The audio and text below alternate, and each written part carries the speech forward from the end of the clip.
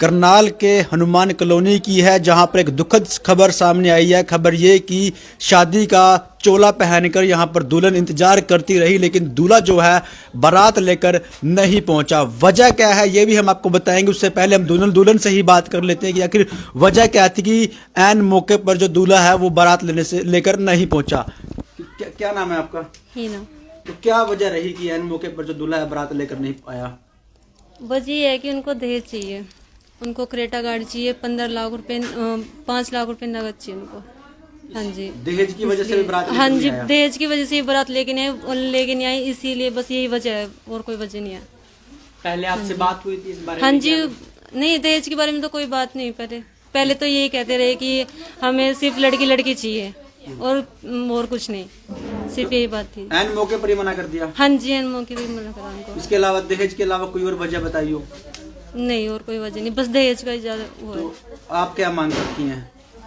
मैं ये मानती हूँ कि वे जैसे भी अब बारात लेके आ जाए और कुछ नहीं। लड़के से आपकी पहले बात हुई है इस बारे हाँ में? जी, जो वो यहाँ पर आए थे वैसे बात हुई है मेरी उनसे।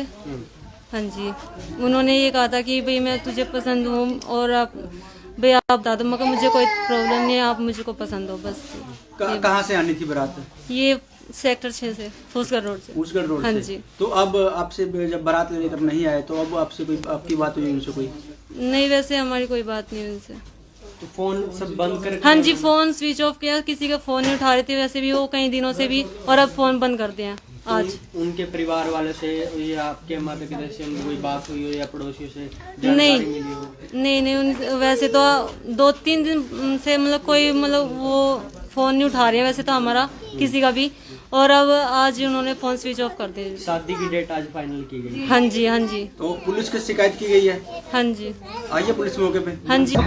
ये नौजवान दहेज ले रहे, दहेज का इस्लाम में कोई तसव्वुर नहीं, कोई तसव्वुर नहीं, और माशरा नापाक और पलीद हो चुका है। बगैर दहेज की शादी नहीं करता।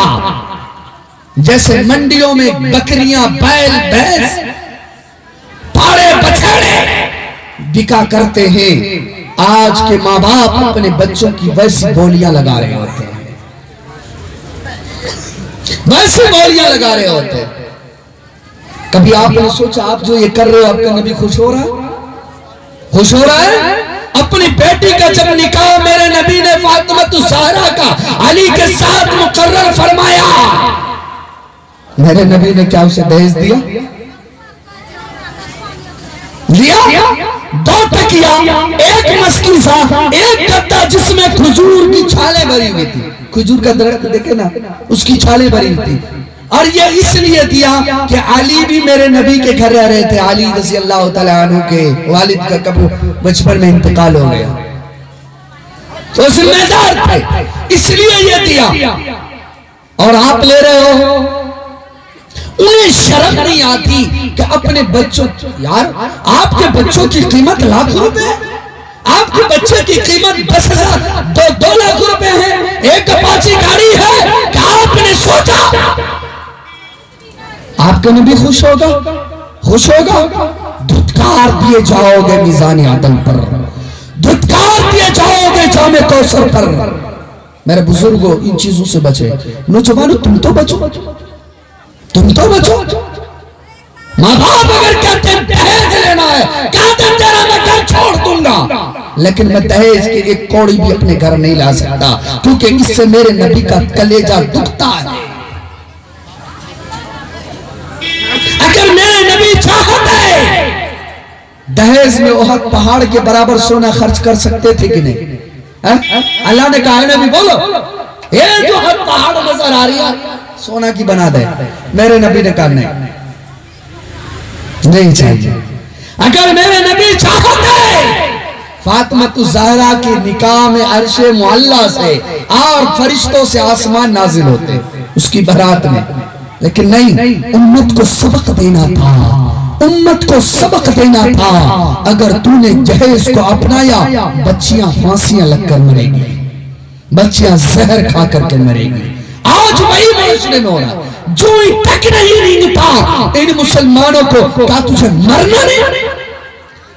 क्या कुरान ने तुझे बताया नहीं कुल्लु नफ्सिन ज़ाइक़तुल मौत, कि तुझे हर हाल में मरना है, और अपने अमल का काला चिट्ठा आपको दिखाने। मेरे बुजुर्ग तौबा कर, अजय दीवानी पलंग दे दिया। अरे बताओ तो बूढ़ो, तो मैं कितनी दफा तुम्हारी पुतवास होने के लिए दिया उस पर?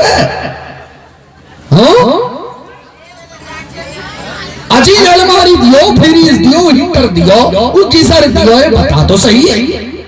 तेरे कपड़े के कितनी दफा धुल को दिए तुम्हारी बहू ने? आप उनके लिए अपनी जहन्नम दहका रहे हो, अपनी जहन्नम दहका रहे हो।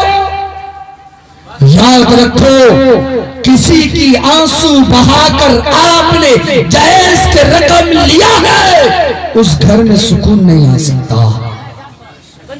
आज की जो लड़कियां अपने ससुर की इज्जत नहीं करती, सास की इज्जत नहीं करती, वजह यह है कि आपने जितने मान लिया है ना, उस लड़की की दिल में शादी से पहले आपसे नफरत हो गई थी।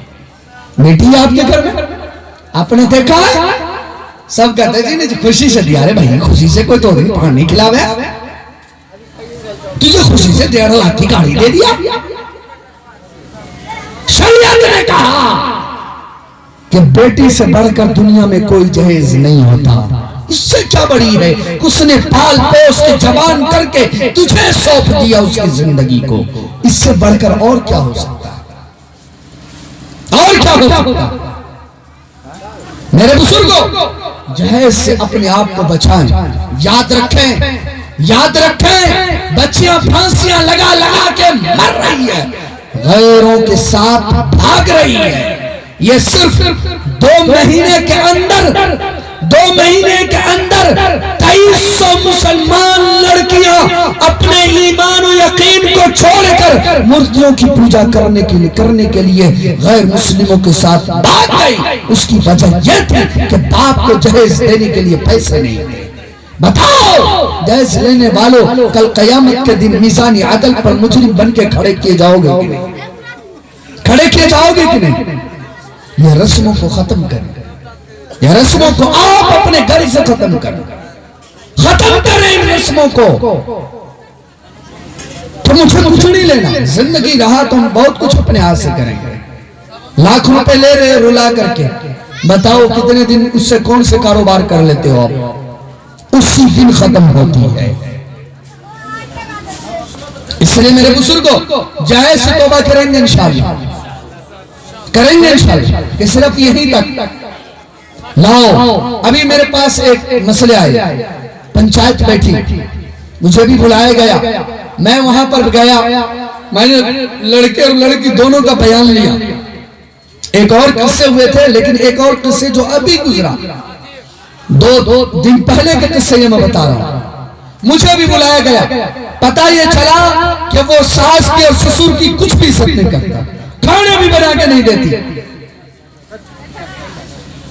मैंने पूछा क्यों जी, क्यों आप ऐसे कर रहे हैं? बोला कि एगो ट्रैक्टर और 3 लाख टका दहेज में ये लेके दिया कि हड़िया बर्तन धुलेंगे। आखिरकार मेरे बुजुर्गों, तलाक की नौबत आ गई और वो दोनों घर अभी तक बर्बाद है, कोई सुकून से घर में नहीं। जब भी शरीयत से हटोगे, मोहम्मद अरबी की लाई हुई शरीयत से रूगर्दानी करोगे, मुआशरे में फूट होगी और मुआशरे में बिगाड़। इसलिए जहेज वाली लानत को छोड़ेंगे इंशाअल्लाह, और हलाल रिस्क को अपनाओ। हलाल रिस्क